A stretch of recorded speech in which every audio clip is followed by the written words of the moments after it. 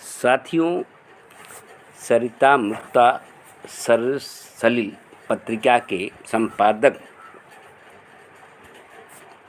कहते हैं कि तुलसी के भगवान पर जो मेरे लेख इन पत्रिकाओं में छपे हैं कि ईश्वर के कृपा पात्र केवल ब्राह्मण, गाय और देवता तथा साधु ही हैं। वह अन्य प्राणियों के लिए अवतार नहीं लेता है। इस प्रकार का सौतेला व्यवहार करने वाले को समदर्शी कैसे कहा जा सकता है। विप्रधेनु सुर संत हित लीन मनुज अवतार, यानी भगवान ब्राह्मण, गाय, देवता और संत हित की रक्षा के लिए अवतार लेते हैं और विप्रधेनु सुर संत और धरती को कष्ट पहुंचाने वाले के विनाश के लिए। ग्रंथों में जो लक्षण संतों के बताए गए हैं, जो वही संत भगवान के प्रिय हैं। जैसे जो सभी 6 विकारों से मुक्त हो, धीर हो, धैर्य हो, धर्म की नीतियों का प्रवीण हो, न अपने घर की चिंता करता हो, न अपने शरीर की, सिर्फ मेरे चरणों में प्रेम रखता हो। जप तप व्रत दम संजय नेम से गुरु और भगवान तथा ब्राह्मणों के पद में प्रेम करता है, वही संत जो है भगवान को प्रिय है। जो संत भगवान को विशेष प्रिय हैं, उनके लक्षण इस हिसाब से तो विश्व के सारे मनुष्य असाधु हुए। वो संत भगवान को विशेष प्रिय हैं, उनके लक्षण जैसा स्वयं भगवान राम के मुख से तुलसीदास ने कहलवाया, उस हिसाब से तो विश्व के सारे मनुष्य जो है असाधु हुए। संत तुलसीदास जी रामचरितमानस में धरती से कहलवा देते हैं कि गिर सरि सिंधु भार नहीं मोही, जस मोहि गरहु एक पर द्रोही। यानी कि पर्वतों से, नदियों से, समुद्र का बोझ मुझे इतना भारी नहीं लगता जितना भारी मुझे हिंदू धर्म विरोही लगते हैं। तुलसीदास जी रामचरितमानस में कहते हैं, भगवान राम समदर्शी हैं। समदर्शी होते हुए भी उन्होंने कुछ जाति या वर्ग विशेष को भी प्राथमिकता दी है। क्या अन्य प्राणी दुखी तथा आतंकित नहीं थे? क्या शेष सारे प्राणी दुष्ट तथा राक्षसी हो गए थे? जहाँ तक दुष्टों और राक्षसों का साथ देने का सवाल है, तो दुष्ट और राक्षस आए कहाँ से? जबकि जीव स्वतंत्र नहीं है, ईश्वर के संपूर्ण नियंत्रण में है। विश्वास न हो तो इन चौपाइयों को पढ़िए कि राम कीन चाहें सोई होई, करें अन्यथा अस नहीं कोई, उमा दारु योषित की नाई, सबहि निचावत राम गोसाई।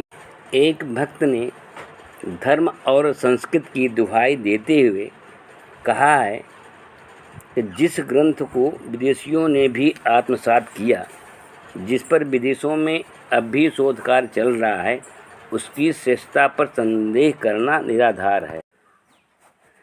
ये कहती हैं कि जब अन्य धर्म के लोग अपने धर्मों का पालन नियम पूर्वक करते हैं, तब हम हिंदू धर्म अवलंबियों के सामने ही शंकाओं के पहाड़ क्यों खड़े हो जाते हैं।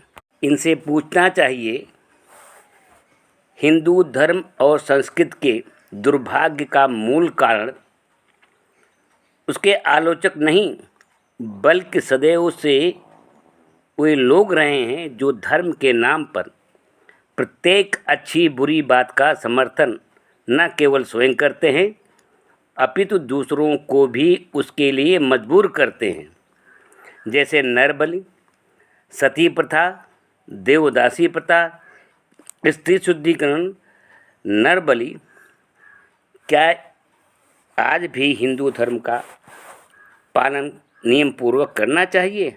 ऐसे प्रथाओं, ऐसे संस्कृतियों का। तुलसीदास द्वारा रचित रामचरितमानस का हर पहलू से अध्ययन न कर सिर्फ एक पहलू से उसका अध्ययन किया जाए और उसी के आधार पर संपूर्ण रामायण को राम को ईश्वर मनवाने का षड्यंत्र मान लिया जाए, यह कहाँ तक उचित है। यदि हमारे किसी धर्म ग्रंथ में कोई काला पक्ष है तो उसे क्यों न दर्शाया जाए, उसे अवश्य दर्शाना चाहिए ताकि उसके दुष्प्रभाव से साधारण जन समाज को बचाया जा सके और इस कार्य का उत्तरदायित्व समाज के बुद्धिजीवियों पर ही है।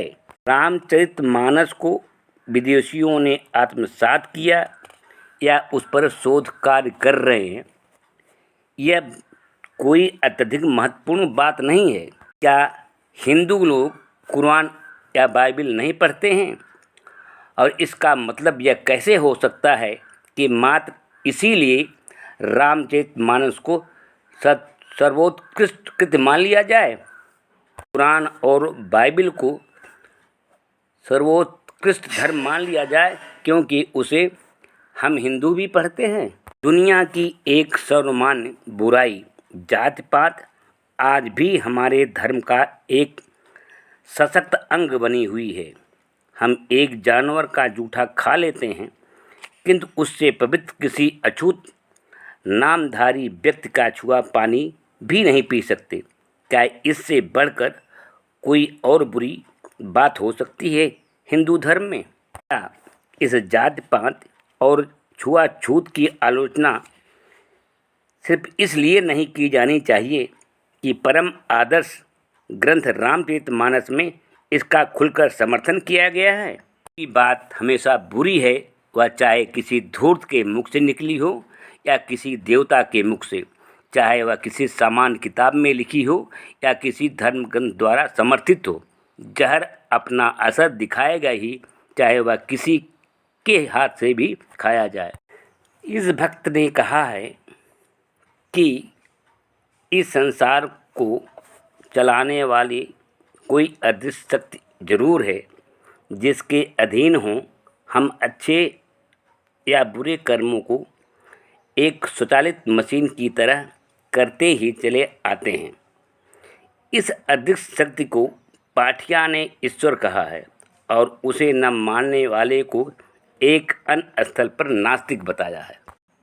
यदि आलोचिका महोदया स्वयं अदृश्य ईश्वर की प्रेरणा वाली बात मानती हैं तो मैं हुआ ईश्वर की एक मशीन और मेरे माध्यम से स्वयं ईश्वर ने तुलसी के भगवान लेख पर उनकी आलोचना करने के लिए पैदा किया